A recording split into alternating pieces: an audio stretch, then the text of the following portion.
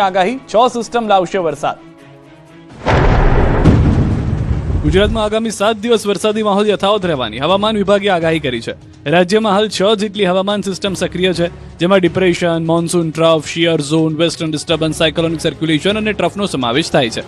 આજે બનાસકાંઠા, સાબરકાંઠા અને અરવલ્લીમાં ભારે વરસાદની આગાહી કરવામાં આવી, જ્યારે દાહોદ, મહીસાગર, તાપી, નવસારી, ડાંગ, વલસાડ, દમણ અને દાદરનગર હવેલીમાં પણ ભારે વરસાદની શક્યતા હતી। આ તરફ 16 અને 17 ઓગસ્ટે માછીમારોને દરિયો ન ખેડવા સૂચના આપવામાં આવી છે। રાજ્યમાં અત્યાર સુધી 20 ઇંચથી વધુ વરસાદ નોંધાયો છે। બીજી તરફ બંગાળની ખાડી તરફથી સક્રિય થયેલું ડિપ્રેશન હવે મધ્ય ભારત તરફ આગળ વધ્યું છે। હાલ રાંચી નજીક સક્રિય સિસ્ટમ પશ્ચિમ ઉત્તર પશ્ચિમ દિશામાં આગળ વધી રહી છે। ડિપ્રેશનની ગતિ આશરે દર કલાકે 20 કિલોમીટર છે અને આગામી 24 કલાક દરમિયાન પણ આ જ દિશામાં આગળ વધવાની શક્યતા છે। આ સિસ્ટમને કારણે ઓડિશા, છત્તીસગઢ અને ઝારખંડમાં વરસાદનું એલર્ટ છે, જ્યારે પશ્ચિમ બંગાળ, સિક્કિમ, બિહાર અને ઉત્તર પ્રદેશમાં પણ ભારે વરસાદની આગાહી છે। મધ્યપ્રદેશ અને ઉત્તરાખંડમાં પણ ભારે વરસાદનું એલર્ટ આપવામાં આવ્યું છે, એટલે આગામી દિવસોમાં ગુજરાત સહિત દેશના અનેક વિસ્તારોમાં વરસાદી માહોલ વધુ સક્રિય રહેવાની શક્યતા છે। બનાસકાંઠા અને નવસારીમાં વરસાદી માહોલ, નેવાધાર વરસાદ। બનાસકાંઠા અને નવસારીમાં મેઘરાજાએ ધમાકેદાર બેટિંગ કરી। બનાસકાંઠામાં છેલ્લા 2 દિવસથી વરસાદી માહોલ જામ્યો છે, તો નવસારીમાં શહેરથી ગામડા સુધી ધોધમાર વરસાદ વરસ્યો। બનાસકાંઠા જિલ્લાના પાલનપુર, વડગામ સહિત અનેક વિસ્તારોમાં વરસાદ વરસ્યો। વરસાદ શરૂ થતાં ખેડૂતોમાં ખુશીનો માહોલ જોવા મળ્યો। છેલ્લા 2 દિવસથી જિલ્લામાં વરસાદી માહોલ જામતા ખેડૂતોને પણ રાહત મળી છે। બીજી તરફ નવસારીમાં ધોધમાર વરસાદ વરસ્યો। નવસારી શહેર ઉપરાંત ગ્રામ્ય વિસ્તારોમાં પણ મેઘરાજાએ જોરદાર બેટિંગ કરી। નવસારી, ચીખલી, ગણદેવી અને વાંસદા સહિતના વિસ્તારોમાં ભારે વરસાદ નોંધાયો। વરસાદને પગલે ખેડૂતોએ ખુશી વ્યક્ત કરી। નર્મદા જિલ્લામાં વરસાદી માહોલ। નર્મદાના મોટાભાગના વિસ્તારોમાં ધોધમાર વરસાદ। ડેડિયાપાડા, સાગબારામાં વધુ વરસાદ। જિલ્લામાં સરેરાશ 2 ઇંચ વરસાદ। વરસાદના બીજા રાઉન્ડમાં ખેડૂતોમાં ખુશી જોવા મળી રહી છે। પહેલા વરસાદમાં વરસાદે વિનાશ વેર્યો હતો, આજે બીજા રાઉન્ડમાં વરસાદ પડતા બિયારણને જીવનદાન મળ્યું છે। અંબાજી પતંગમાં ફરી એક વખત વરસાદી માહોલ જોવા મળ્યો છે। બપોર બાદ વરસાદની શરૂઆત થઈ ગઈ છે। સવારથી જ ગરમીના ભારે ઉકળાટ બાદ બપોર બાદ વરસાદ વરસવાની થઈ છે શરૂઆત। અંબાજી પંથકમાં રોકાઈને પડી રહ્યો છે વરસાદ, જે ખેતીલાયક વરસાદ માનવામાં આવે છે। છેલ્લા 3 દિવસથી બપોર બાદ જ ધીમી ધારે વરસાદ પડી રહ્યો છે।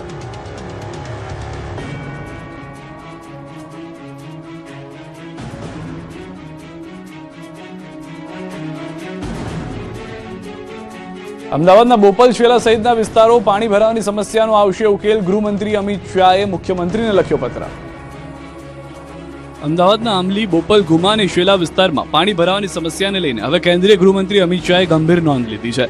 તેમણે વરસાદ દરમિયાન પાણી ભરાવાની સમસ્યાનો કાયમી ઉકેલ લાવવા મુખ્યમંત્રીને પત્ર લખ્યો છે। અમિત શાહે મેયર અને મ્યુનિસિપલ કમિશનરને પણ પત્ર લખીને સમગ્ર વિસ્તારમાં હાઇડ્રોલોજીકલ સર્વે અને સર્વેના આધારે સ્ટ્રોમ વોટર ડ્રેનેજનો માસ્ટર પ્લાન તૈયાર કરવા સૂચન કર્યું છે। જે વિસ્તારમાં હાલમાં સ્ટ્રોમ વોટર ડ્રેનેજ નેટવર્ક ઉપલબ્ધ નથી, ત્યાં નવું નેટવર્ક ઊભું કરવાની કામગીરીનું પણ આયોજન કરવામાં આવશે। આ ઉપરાંત વરસાદી પાણીના ઝડપી નિકાલ માટે જરૂરી સ્ટ્રોમ વોટર લાઇનો અને ઇન્ટરકનેક્શન અને આઉટર ફ્લો સહિતની કામગીરી કરવામાં આવશે। આંબલી, બોપલ, ગુમા અને શેલા સહિતના વિસ્તારોમાં દર ચોમાસાએ પાણી ભરાવાની સમસ્યાથી સ્થાનિકોને મુશ્કેલીનો સામનો કરવો પડ્યો છે, ત્યારે હવે આ સમસ્યાનો કાયમી ઉકેલ આવે તે દિશામાં આયોજનબદ્ધ કામગીરી હાથ ધરાશે। અમિત શાહે નાગરિકોને રાહત મળે અને વરસાદી પાણીનો ઝડપી નિકાલ થાય તે માટે નક્કર પગલાં લેવા સૂચના આપી છે। નર્મદાના સાગબારામાં આદિવાસી આંદોલનને પકડ્યો છે રાજકીય રંગ, નેતાઓનો જમાવડો। નર્મદા જિલ્લાના સાગબારામાં જંગલની જમીનના ખેડાણનો વિવાદ હવે રાજકીય એપીસેન્ટર બની ગયો છે। જમીનના મુદ્દે આદિવાસીઓના ધરણાનો આજે 7મો દિવસ છે। ભાજપ અને આ બાદ હવે કોંગ્રેસના નેતાઓ પણ ધરણા પર બેઠેલા ખેડૂતોના સમર્થનમાં મેદાને આવ્યા છે। સામાજિક આગેવાન લીલા વસાવા સહિતના લોકો છેલ્લા 7 દિવસથી ઉપવાસ પર બેઠા છે। લીલા વસાવાએ 7 દિવસથી ભોજન લીધું ન હોવાનો દાવો કરવામાં આવ્યો છે અને ન્યાય નહીં મળે ત્યાં સુધી ધરણા ચાલુ રાખવાની વાત કરી છે। જ્યાં સુધી અમને સરકાર ઉકેલ નહીં આપશે, જ્યાં સુધી અમારા હક અધિકાર નહીં આપશે અને અમને લેખિત હુકમ નહીં આપશે, અમારી ખેતી ખેડવા માટેનું અમને હુકમ નહીં આપશે, ત્યાં સુધી અમે ધરણા રાખીશું।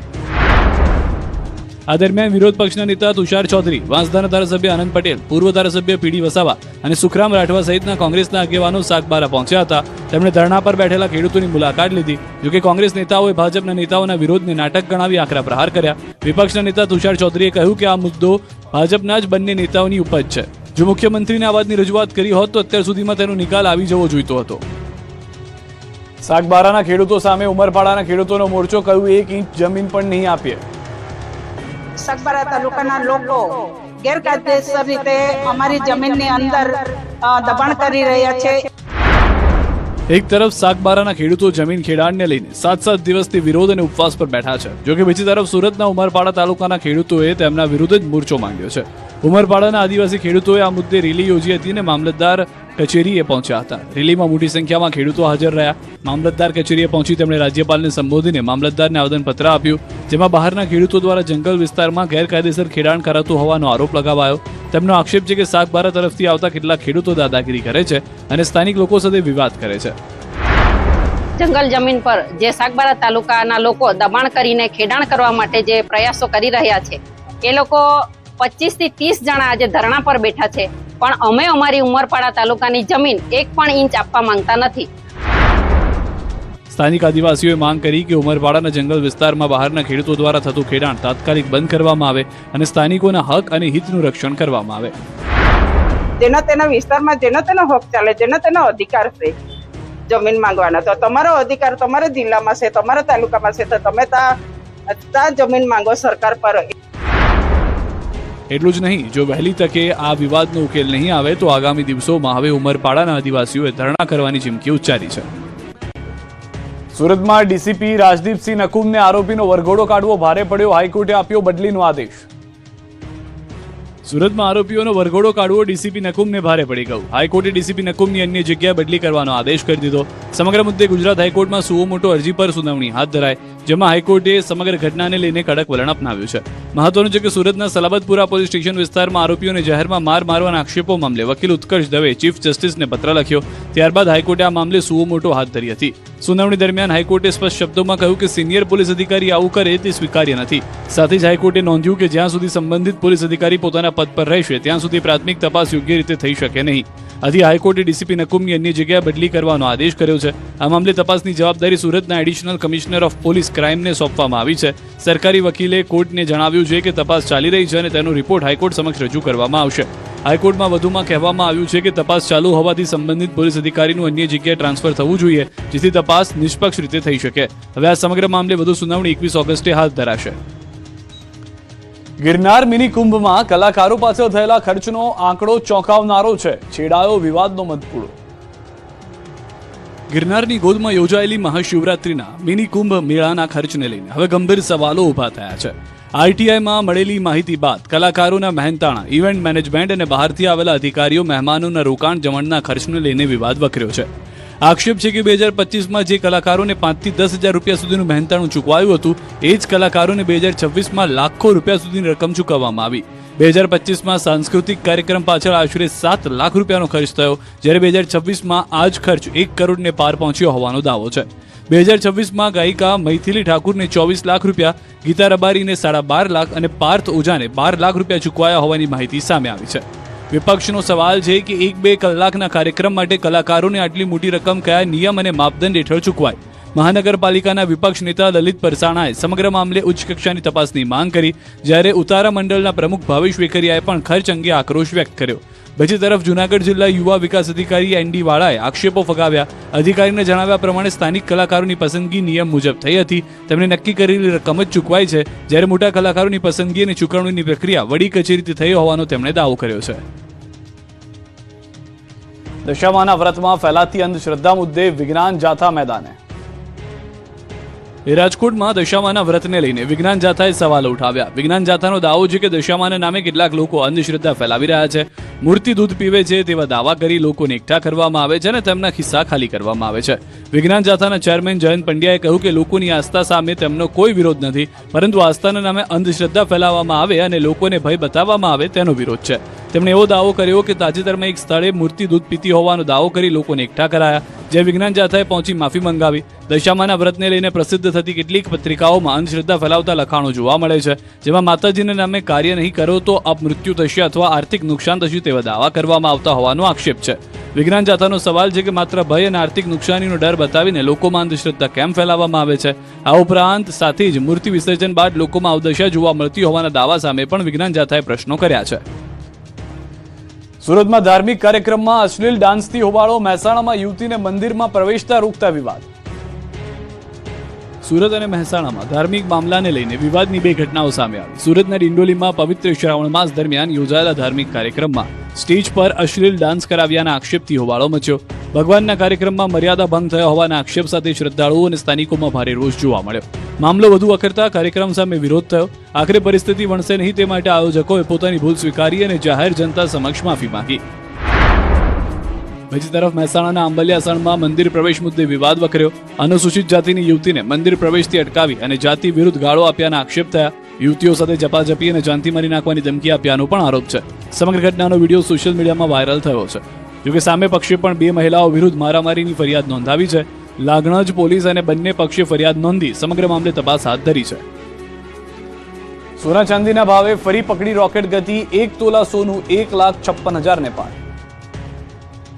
સોના ચાંદીના ભાવમાં છેલ્લા 10 દિવસમાં મોટો ઉછાળો જોવા મળ્યો છે. 10 દિવસમાં સોનાના ભાવમાં 10,000 રૂપિયા જ્યારે ચાંદીના ભાવમાં 15,000 રૂપિયા સુધીનો વધારો નોંધાયો છે. આજે સોનાનો ભાવ 1,56,700 રૂપિયા સુધી પહોંચી ગયો, જ્યારે ચાંદીનો ભાવ પણ વધીને 2,42,000 રૂપિયા પર પહોંચ્યો. છેલ્લા 10 દિવસથી સોના ચાંદીના ભાવમાં સતત તેજી જોવા મળી રહી છે, જેના કારણે બજારમાં પણ તેની અસર જોવા મળી રહી છે. જોકે સતત ભાવ વધ્યા બાદ આજે સોના ચાંદીના ભાવમાં આંશિક કરેક્શન જોવા મળ્યું, એટલે કે ભાવમાં થોડો ઘટાડો નોંધાયો છે. છેલ્લા કેટલાક દિવસોથી સોનાની સાથે ચાંદીમાં પણ તેજીનો માહોલ છે, ત્યારે હવે આગામી દિવસોમાં બંને કિંમતની ધાતુના ભાવમાં વધુ વધારો થાય છે કે પછી કરેક્શનનો દોર આગળ વધે છે, તેના પર વેપારીઓ, રોકાણકારો અને ખરીદદારોની નજર છે. અલગ અલગ જિલ્લામાંથી જંગલ બુકના દ્રશ્યો આવ્યા સામે. ક્યાંક સિંહ, ક્યાંક દીપડા તો ક્યાંક અજગર દેખાયો. રાજ્યમાં ક્યાંક સિંહ તો ક્યાંક દીપડા અને અજગરે ડરાવ્યા. ઉનાના ખાપટ ગામે સિંહોએ ધોળા દિવસે મારણની મિજબાની માણી. અમરેલીમાં હાઈવે પર 2 સિંહ આવી ચડ્યા. સિંહ પ્રેમીએ બંનેને સલામત રીતે રોડ ક્રોસ કરાવ્યો. ગીર સોમનાથમાં વાડી વિસ્તારમાંથી ખૂંખાર દીપડો પાંજરે પુરાયો, તો મહીસાગરમાં 7 ફૂટ લાંબા અજગરનું રેસ્ક્યુ કરાયું. ગીર સોમનાથના ઉના તાલુકાના ખાપટ ગામે ધોળા દિવસે સિંહાણ અને સિંહ બાળે પશુનું મારણ કરતા ખેડૂતોમાં ચિંતા ફેલાઈ. ખાપટ ગામમાં કેનાલ નજીક આવેલા ખેતરમાં સિંહાણ અને સિંહ બાળે પશુનું મારણ કર્યું. ઘટનાને પગલે આસપાસના ખેડૂતો અને સ્થાનિકોમાં ભયનો માહોલ જોવા મળ્યો છે. ખાપટ ગામમાં અવારનવાર સિંહોના ધામા જોવા મળતા હોવાના કારણે ખેડૂતોમાં ચિંતા વધી છે. અમરેલીના પીપાવાવ હાઈવે પર અચાનક 2 સિંહ આવી ચડતા લોકોમાં કુતૂહલ સાથે ચિંતા પણ જોવા મળી. વાહનોથી ધમધમતા હાઈવે પર 2 સિંહો રોડ ક્રોસ કરવાનો પ્રયાસ કરતા નજરે પડ્યા. હાઈવે પર સતત વાહન વ્યવહાર વચ્ચે સિંહો માટે પણ અકસ્માતનું જોખમ ઊભું થયું. આ દરમિયાન આંબરડી ગામના એક સિંહ પ્રેમી સિંહોના વહારે આવ્યા. સિંહ પ્રેમીએ બંને સિંહોને સુરક્ષિત રીતે હાઈવે ક્રોસ કરવામાં મદદ કરી. ગીર સોમનાથના કાણકિયા ગામમાં વાડી વિસ્તારમાં ધસી આવેલા ખૂંખાર દીપડાને આખરે વન વિભાગે પાંજરે પૂર્યો. વાડી વિસ્તારમાં દીપડો દેખાતા ગ્રામજનોમાં ભયનો માહોલ જોવા મળ્યો. દીપડાને પકડવા માટે વન વિભાગે પાંજરું ગોઠવ્યું અને અંતે દીપડો પાંજરે કેદ થયો. મહીસાગરના સંતરામપુરના સિંગલગઢ ગામમાં ખેડૂતોના ઘર પાસે 7 ફૂટ લાંબો મહાકાય અજગર દેખાતા સ્થાનિકોમાં ભયનો માહોલ સર્જાયો. અજગર નજરે પડતા ખેડૂતે તાત્કાલિક વન વિભાગને જાણ કરી. માહિતી મળતા વન વિભાગની ટીમ ઘટના સ્થળે પહોંચી અને અજગરનું રેસ્ક્યુ કર્યું. આ તરફ સુરતના અડાજણ વિસ્તારમાં અજગરને જોવા મળતા અફરાતફરીના દ્રશ્યો સર્જાઈ ગયા. અજગરનું બચ્ચું મળી આવતા તાત્કાલિક વન વિભાગને જાણ કરવામાં આવી. માહિતી મળતા વન વિભાગના સ્વયંસેવકો ઘટના સ્થળે પહોંચ્યા. સ્વયંસેવકોએ સાવચેતીપૂર્વક અજગરના બચ્ચાનું રેસ્ક્યુ કર્યું. રેસ્ક્યુ બાદ અજગરના બચ્ચાને વન વિભાગને સોંપવામાં આવ્યું છે. સુરતમાં હવામાં ફાયરિંગ કરનારા બિલ્ડરની પોલીસે કાઢી હવા. ગણતરીની કલાકમાં ઝડપ્યો. સુરતમાં એક બિલ્ડરને સીન સપાટા નાખવા ભારે પડ્યા. પહેલા પાનના ગલ્લા પાસે બિલ્ડરે હવામાં ફાયરિંગ કર્યું અને હવે આ કારનામા બદલ તેને જેલના સળિયા ગણવાનો વારો આવ્યો છે. સુરતના લસકાણા વિસ્તારમાં હવામાં ફાયરિંગની ઘટનાથી ચકચાર મચી. વાલકથી અબ્રામા જતા રોડ પર પાનના ગલ્લા પાસે એક બિલ્ડરે સીન સપાટા કરવા હવામાં ફાયરિંગ કર્યું. ઘટના ગુરુવારે રાત્રે આશરે 3 વાગ્યાની આસપાસ હોવાનો દાવો છે. એવો પણ આક્ષેપ છે કે ફાયરિંગ કરનાર બિલ્ડર દારૂના નશામાં હતો. ફાયરિંગની સમગ્ર ઘટના સીસીટીવી કેમેરામાં કેદ થઈ ગઈ, જેમાં પાનના ગલ્લા પાસે હવામાં ફાયરિંગ કરતો શખ્સ નજરે પડી રહ્યો છે. જાહેર રસ્તા પર હવામાં ફાયરિંગ થતા આસપાસના વિસ્તારમાં ભયનો માહોલ સર્જાયો હતો. ઘટનાની જાણ થતાં પોલીસે તપાસ શરૂ કરી હતી અને સીસીટીવી ફૂટેજના આધારે પોલીસે ફાયરિંગ કરનાર શખ્સની ધરપકડ કરી હતી. હવે આ મુદ્દે પોલીસે વધુ તપાસ શરૂ કરી છે. રાજ્યમાં અસામાજિક તત્વોનો આતંક યથાવત. અમદાવાદ, સુરત, ભાવનગરમાં ત્રાસ. અમદાવાદ, સુરત અને ભાવનગરમાં ફરી અસામાજિક તત્વોનો આતંક સામે આવ્યો છે. અમદાવાદના કાલુપુરમાં 75 લાખની આંગડિયા છેતરપિંડીનો ભેદ ઉકેલાયો. ઝોન 3 એલસીબીએ મોડસિંહ, રાજપુરોહિત અને ભરતગીરી ગોસ્વામીની ધરપકડ કરી. આરોપીઓએ બુલિયન કિંગ ઓફ ઇન્ડિયાના નામે ઓળખ આપી હૈદરાબાદના વેપારીને વિશ્વાસમાં લીધો અને કાલુપુરની આંગડિયા પેઢીમાં 75 લાખ રૂપિયા લઈ ફરાર થઈ ગયા. પોલીસે આરોપીઓ પાસેથી 25 લાખ રોકડા અને 5 મોબાઈલ સહિત 25.52 લાખનો મુદ્દામાલ જપ્ત કર્યો. સમગ્ર ઘટના સીસીટીવીમાં પણ જોવા મળી છે.